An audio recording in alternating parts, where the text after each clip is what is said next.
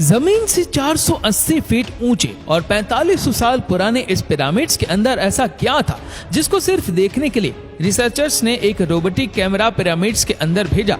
एक जगह आकर रोबोटिक कैमरा रुक गया क्योंकि अब उसके सामने पत्थर का एक स्लैब आ गया था।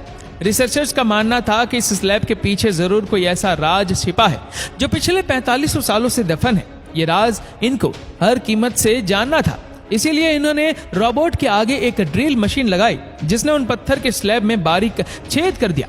अब इन छेद के अंदर एक कैमरा भेजा गया जिसने स्लैब के पार एक ऐसा मंजर देखा जो पिछले 4500 सालों से किसी ने भी नहीं देखा था।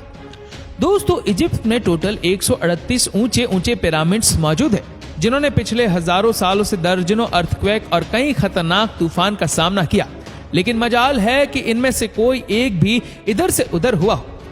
इनमें से सबसे ऊंचा और बड़ा pyramid the great pyramid of Giza कहलाता है और इस पिरामिड के बेस का एरिया 13 एकड़ है, यानी कि इस पिरामिड्स के अंदर 1-2 नहीं बल्कि 9 फुटबॉल ग्राउंड्स आ सकते हैं। एक एस्टिमेट के मुताबिक इस पिरामिड में 23 लाख बड़े बड़े पत्थरों का इस्तेमाल हुआ, जिनमें से कई पत्थरों का वजन 50 टन भी था। अगर इसके टोटल वजन का अंदाजा लगाया जाए तो इस पिरामिड का वजन 60 लाख टन है, जो कि 12 बुर्ज खलीफा के वजन के बराबर बनाता है। लेकिन इतने ऊंचे और आलीशान पिरामिड बनाने का आखिर मकसद क्या था? हजारों साल पहले जब इंसान के पास कोई टूल्स भी मौजूद नहीं थे, तब इन पिरामिड्स की दीवारों को कैसे लेवल किया गया होगा? कैसे 50 टन वजनी पत्थरों को स्क्वायर शेप में काट कर बगैर क्रेन के ही 480 फीट ऊंचाई तक पहुंचाया गया होगा? और इनको बनाने में ऐसे कौन से इंजीनियर का हाथ था जिन्होंने इन पिरामिड को अर्थक्वेक प्रूफ के साथ साथ उनकी तमाम साइड्स को एग्जैक्टली 51.5 डिग्री के एंगल पर सेट किया? तो दोस्तों, आज हम आपके यही सारे सवालों के जवाब देने वाले हैं, तो वीडियो को अंत तक जरूर देखें। पहला चैलेंज। कई सदियों से रिसर्च टीम्स इस पिरामिड कंस्ट्रक्शन की टेक्निक जानने के लिए बैठी थी कि आखिर इस पिरामिड की हर साइड एग्जैक्टली बगैर कंपास के कैसे सेट की गई होगी।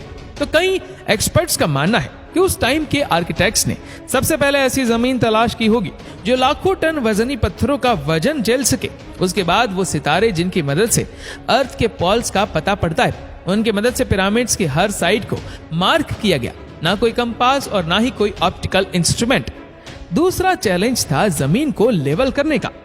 जिस 13 एकड़ की जमीन पर पिरामिड बना था उसका लेवल थोड़ा सा भी आउट होता तो 23 लाख पत्थरों के इस पहाड़ का खड़ा होना बिल्कुल भी मुमकिन नहीं था।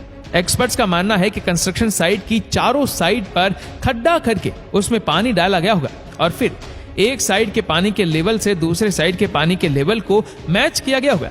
जो जमीन का हिस्सा पानी के लेवल से मैच नहीं कर रहा होगा उसको छीनी और हथौड़ों की मदद से काट कर लेवल किया गया होगा। Challenge number 3। दोस्तों, अब बारी थी कंस्ट्रक्शन की, जिसके लिए लाखों टन वजनी और बड़े पत्थर रिक्वायर्ड थे, लेकिन ये पत्थर काटने के लिए उनके पास कोई भी मशीनरी नहीं थी। लेकिन फिर भी उन्होंने 50 टन वजनी पत्थर काटे भी और उनको स्क्वायर या रेक्टेंगल शेप भी दिया। लेकिन आखिर किसकी मदद से? तो वो थी छीनी, जो सिर्फ कोपर से ही नहीं बनी थी, क्योंकि उनको भी ये बात मालूम थी कि कोपर नरम होता है और पत्थर नहीं काट सकता। इसीलिए इसमें एक केमिकल आर्सेनिक भी शामिल किया गया था और इस छीनी की मदद से कई घंटे की मेहनत के बाद बड़े बड़े पत्थर शेप में लाए जाते थे। Challenge number 4। अब खास किस्म का पत्थर जिसकी कटाई पिरामिड कंस्ट्रक्शन साइट गीजा से 250 किलोमीटर दूर टोरा के शहर में हो रही थी। तो ये पत्थर गीजा तक कैसे ट्रांसपोर्ट किया गया होगा, जिसके हर एक पत्थर का वजन 50 टन था और ऐसे 23 लाख पत्थर सिर्फ एक पिरामिड में इस्तेमाल हुए थे। इतना ज्यादा वजन ट्रांसपोर्ट करने के लिए ना ही उस दौर में कोई जानवर काम आ सकता था और ना ही उनके पास ट्रक्स मौजूद थे, लेकिन फिर ये वर्कर्स और कश्तियों की मदद से किया गया। टोरा और गीजा के बीच में मौजूद नदी में बड़ी बड़ी कश्तियों में पत्थर लाद कर पिरामिड साइट पर पहुंचाए।